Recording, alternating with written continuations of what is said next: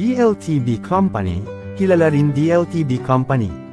1918, maaalala rin ng mga mambabasa na nasa hustong gulang na kung kailan pinamunuan ng mga bus ng Batangas Laguna Tayabas BLTB Company, ang mga kalsada ng lalawigan sa kanilang natatanging pulang kulay at iconic na logo ng brilyante gayon din ang mga regular na bumibiyahe sa Maynila ay maaalala rin ang kaunting curiosity tungkol sa kumpanya. Taong 1918 nang magsimula si Max Blau sa kanyang negosyo at itinatag niya ang Batangas Transportation Company, BT Company. Simula sa isang Calicia-like na gulong na may wooden spokes na bus, si Max Blaus ay nagsagawa ng isang kamanghamanghang gawain ng pagiging driver, konduktor at repairman para sa buong operasyon. Sa pamamagitan ng kanyang gawaing kamay at dedikasyon, kalaunan ay nakakuha siya ng 17 pang unit ng mga pampasaherong sasakyan na pininturahan ng pula na tinatawag ng mga tao na pula, ang batayan ng DLTB Company, bus livery ngayon. 1928, bilang resulta ng umuunlad na operasyon sa negosyo sa transportasyon, isinama ni Max Blaus noong 1928 ang BT Company sa kanyang bagong tatag na kumpanya ng bus na tinawag na Laguna Tayabas Bus Company. LTB, na tumututok sa lugar ng Laguna at Tayabas. Ang dalawang negosyong inilagay niya ay nagbahagi ng isang kapansin-pansing tagumpay hanggang sa pagkagambala ng ikalawang digmaang pandaigdig.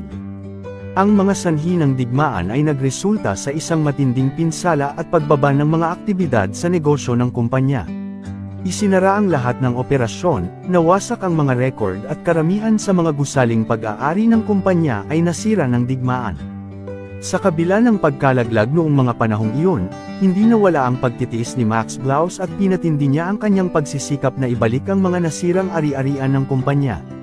1945, sa ilalim ng isang Joint Emergency Operations, nakasunduan noong ika-22 ng Mayo taong 1945, ipinagpatuloy ng dalawang korporasyon ang operasyon nito kasama ang 28 Chevrolet bus na nakuha ni Max Blaus mula sa hukbo ng US. Muli, sa pamamagitan ng kanyang kasipagan at mataas na kumpiyansa sa sarili, nagawa niya ang isang kamanghamanghang hakbang sa pamamagitan ng pagbabalik ng kasaganaan na natikman ng kumpanya bago ang digmaan. Ang mahigpit na pangangailangan para sa pampublikong transportasyon ay nag-udyok din sa kanya na tumugon kaagad sa pamamagitan ng pagbibigay ng pangangailangan ng mga tao sa pag-commute mula sa isang lugar patungo sa iba habang ang bansa ay nagdusa mula sa mga epekto ng digmaan. 1961 hanggang 1964, ang pagkamatay ni Max Blaus noong ika-28 ng Disyembre taong 1961 ay nag-post ng hamon kay Colonel Pelagio G. Potenciano, isang propesyon ng doktor, na pumalit sa pagtatalaga ng kanyang biyenan bilang Pangulo. Sa kabila ng katotohanang walang sapat na kakayahan si Coronel Potenciano sa negosyo sa transportasyon, napakahusay niyang pamahalaan ng dalawang korporasyon sa pamamagitan ng kanyang dedikasyon at industriya.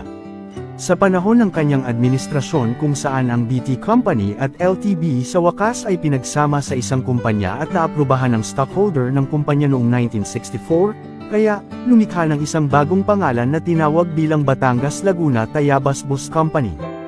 BLTB Company. Kung mahilig ka sa mga ganitong content pa-follow na sa aking page, salamat.